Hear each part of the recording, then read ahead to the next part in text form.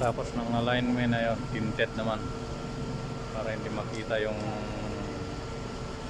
mga sakay sa loob. Ano? Tinted.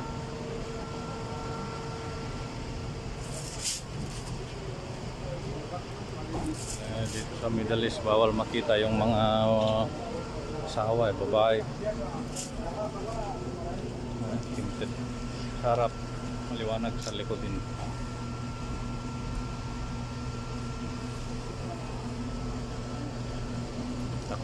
Takot sila na ipakita yung mga asawa nila, kaya tinatakpan nila itim.